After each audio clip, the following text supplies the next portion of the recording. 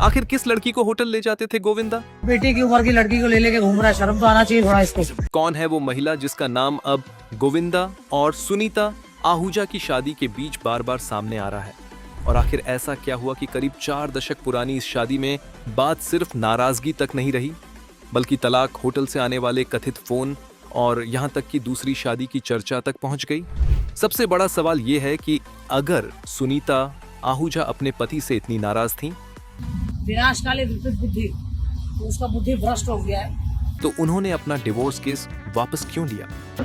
उन्होंने जो डाइवोर्स का केस वापस लिया है वो मेरे कहने पे लिया है। क्या दोनों के बीच सब कुछ ठीक हो गया था, या इसके पीछे एक ऐसी वजह थी जिसने सुनीता को तलाक लेने के बजाय अचानक अपना फैसला बदलने पर मजबूर कर दिया?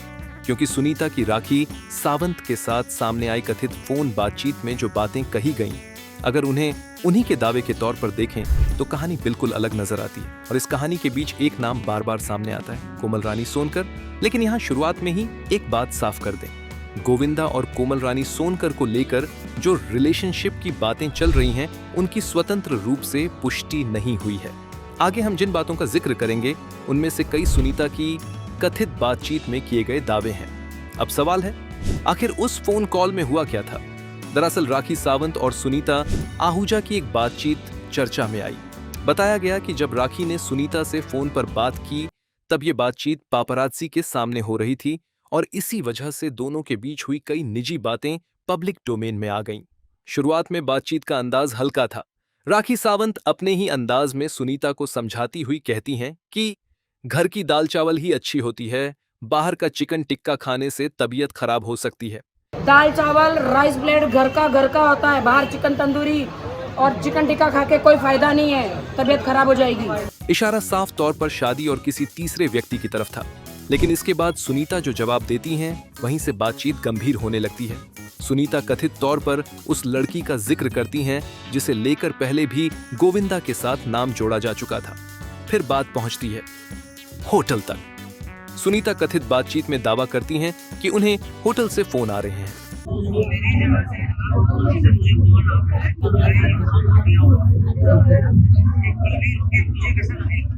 और यहीं से सवाल खड़ा होता है, आखिर होटल से सुनीता को फोन क्यों आ रहे थे?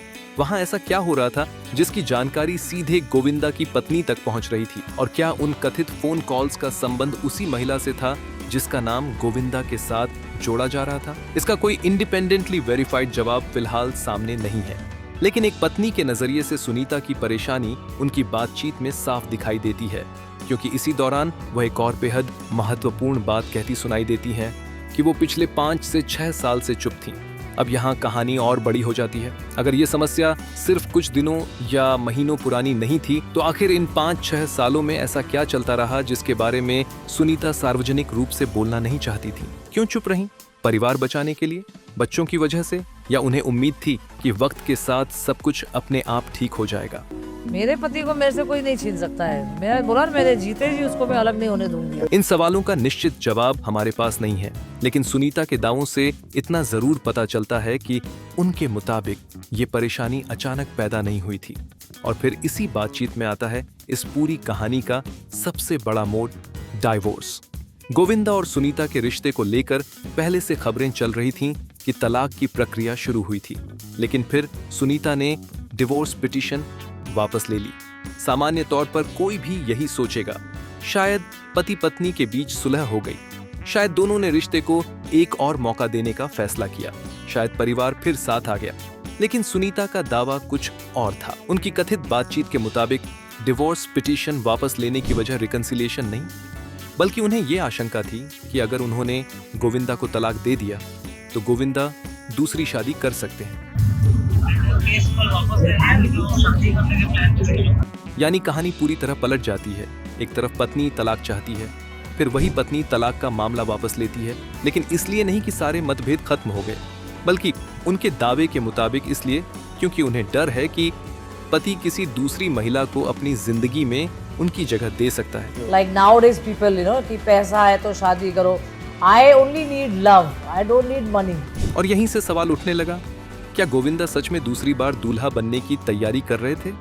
लेकिन कहानी का दूसरा पक्ष अब भी सामने आना बाकी था, क्योंकि सुनीता के इन दावों के बाद गोविंदा ने खुद सामने आकर लंबा जवाब नहीं दिया, बल्कि उनकी तरफ से इस विवाद में एंट्री हुई एक ऐसे शख्स की जो लंबे समय से उनके प्रोफेशनल मामलों को करीब से देखता रहा है, गोविंदा के मैनेजर। और उन्होंने आते ही सुनीता के सबसे बड़े दावे पर सवाल खड़ा कर दिया। दूसरी शादी? मैनेजर के मुताबिक ऐसी कोई प्लानिंग ही नहीं है। यानी एक तरफ पत्नी का दावा और दूसरी तरफ गोविंदा की टीम की तरफ से सीधा इनकार। गोविंदा ने कौन से 2-4 शादी कर ली है कि इतना ज्यादा तूफान मचा हुआ है? थोड़ा सा ये कुछ। अब इन दोनों में सच क्या है? और अगर गोविंदा सच में दूसरी शादी नहीं करने वाले, तो सुनीता को ऐसा क्यों लगा कि उन्हें अपना डिवोर्स केस वापस लेना चाहिए? यहीं से इस कहानी का असली टकराव शुरू होता है। और यहीं से कहानी ने अचानक यू टर्न ले लिया, क्योंकि जिस दूसरी शादी को लेकर सुनीता आहूजा इतनी बड़ी बात कह रही थी, गोविंदा की तरफ से सामने आए बयान ने उसी दावे को सीधे नकार दिया। गोविंदा के मैनेजर ने इस पूरे विवाद पर अपनी चुप्पी तोड़ी और साफ कहा, गोविंदा दूसरी शादी की कोई प्लानिंग नहीं कर रहे हैं। यही सब करते रहेंगे क्या लाइफ में? लाइफ में कौन सी शादी कर ली है, मुझे बात बताइए। यानी एक तरफ सुनीता का दावा कि उन्होंने डिवोर्स पिटीशन इसलिए वापस ली क्योंकि उन्हें लगा कि गोविंदा किसी दूसरी महिला से शादी करने की योजना बना सकते हैं, और दूसरी तरफ गोविंदा के मैनेजर का कहना ऐसा कुछ है ही नहीं। मैनेजर के मुताबिक गोविंदा इस वक्त किसी दूसरी शादी की तैयारी में नहीं, बल्कि पूरी तरह अपने काम पर फोकस कर रहे हैं। लेकिन इसके बाद उन्होंने एक ऐसा तर्क दिया जिसने इस कहानी में एक और सवाल जोड़ दिया। उनका कहना था कि अगर गोविंदा सच में सुनीता के साथ अपना रिश्ता खत्म करना चाहते, अगर उन्हें वास्तव में दूसरी शादी करनी होती, तो डिवोर्स की पहल गोविंदा की तरफ से भी हो सकती थी। लेकिन उनके मुताबिक ऐसा नहीं हुआ। डिवोर्स पिटीशन सुनीता की तरफ से दाखिल हुई और बाद में उसे वापस भी सुनीता ने ही लिया। अब यहाँ दो बिल्कुल अलग अलग तस्वीरें दिखाई देती हैं। सुनीता की तरफ से रिश्ते में लंबे समय से परेशानी होने का दावा, होटल से कथित फोन आने की बात, एक दूसरी महिला को लेकर शक और फिर दूसरी शादी की आशंका। जबकि गोविंदा की तरफ से आए मैनेजर के बयान में तस्वीर बिल्कुल दूसरी है। ना दूसरी शादी की तैयारी, ना ऐसी कोई प्लानिंग, फिलहाल सिर्फ काम। तो फिर सच क्या है?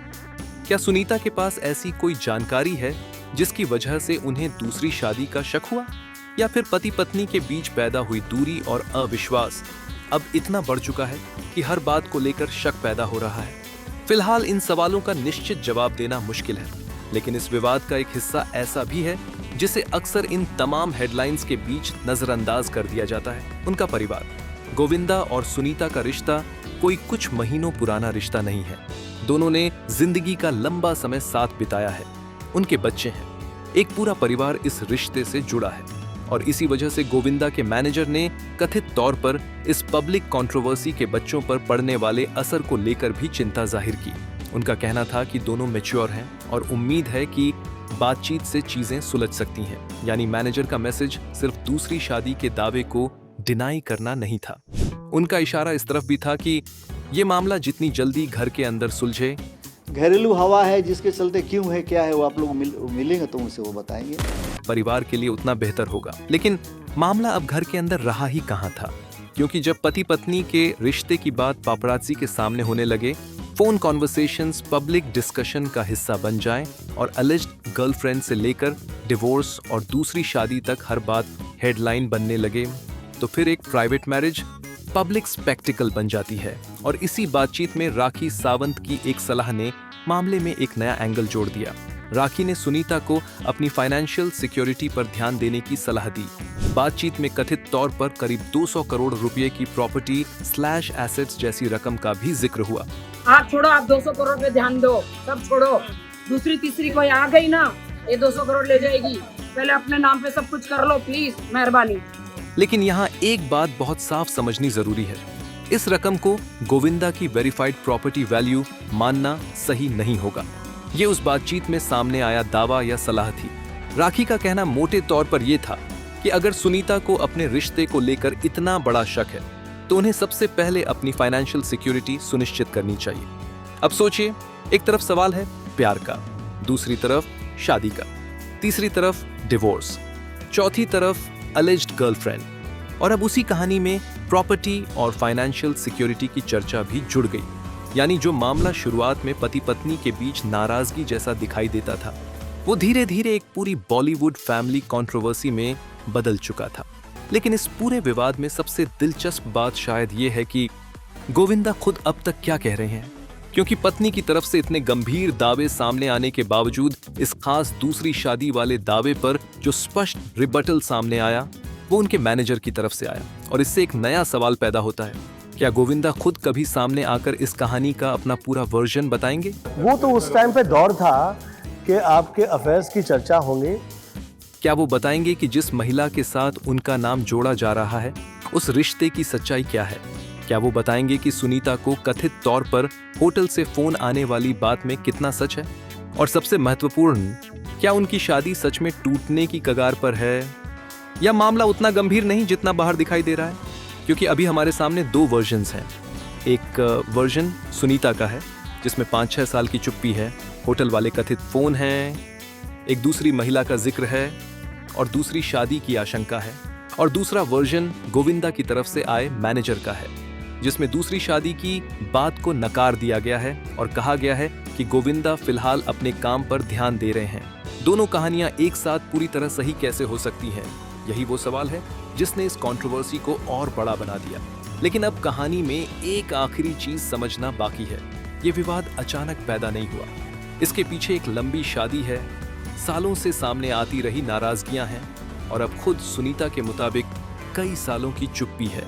तो क्या ये सिर्फ एक अलेज्ड अफेयर की कहानी है या गोविंदा और सुनीता के रिश्ते में दरार बहुत पहले पड़ चुकी थी और अब एक एक करके उसकी परतें बाहर आ रही हैं? क्योंकि कहानी का सबसे बड़ा सवाल दूसरी शादी नहीं है, सबसे बड़ा सवाल है आखिर लगभग 4 दशक पुराना ये रिश्ता यहाँ तक पहुंचा कैसे? और अब इस कहानी का सबसे बड़ा सवाल, आखिर सच किस तरफ है? एक तरफ सुनीता आहूजा के कथित दावे हैं, विनाशकाली विपरीत बुद्धि, तो उसका बुद्धि भ्रष्ट हो गया है। दावा कि वो पिछले 5-6 साल से चुप थीं। दावा कि उन्हें होटल से ऐसे फोन आ रहे थे जिन्होंने उनके मन में अपने पति को लेकर सवाल खड़े किए। एक महिला का नाम सामने आता है, डिवोर्स पिटीशन दाखिल होती है और फिर उसी डिवोर्स पिटीशन को वापस लेने के पीछे सुनीता कथित तौर पर ऐसी वजह बताती हैं जिसने पूरी कहानी पलट दी।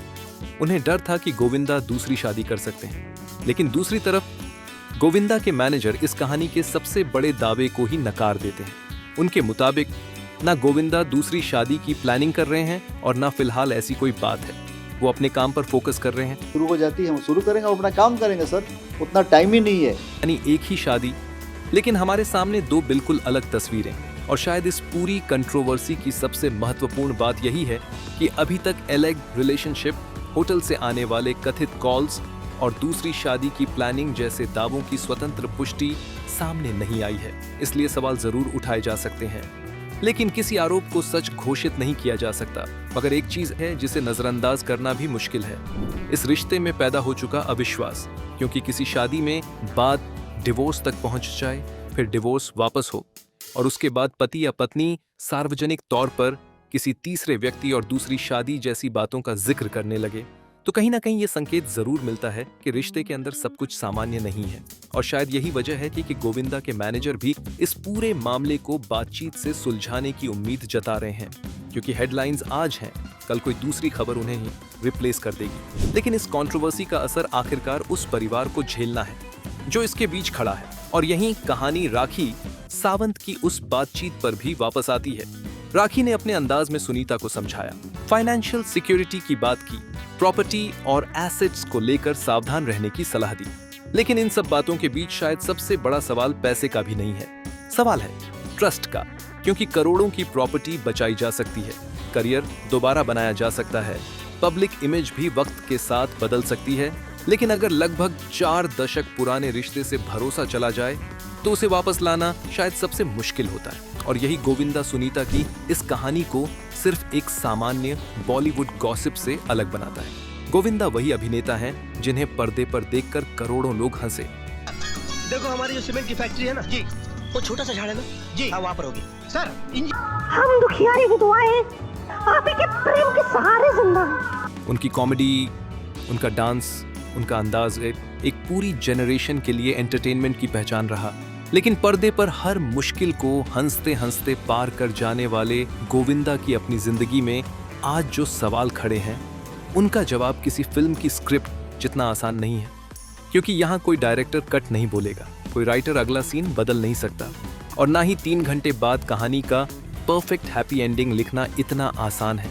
यहाँ एक तरफ पत्नी की नाराजगी है, दूसरी तरफ पति की तरफ से आए डिनायल है, बीच में परिवार है और बाहर पूरी दुनिया तमाशा देख रही है। लेकिन शायद इस कहानी का सबसे बड़ा ट्विस्ट अभी आना बाकी है, क्योंकि अगर गोविंदा की तरफ से मैनेजर का वर्जन सही है और दूसरी शादी की कोई प्लानिंग नहीं है, तो फिर सुनीता को ऐसा क्यों लगा?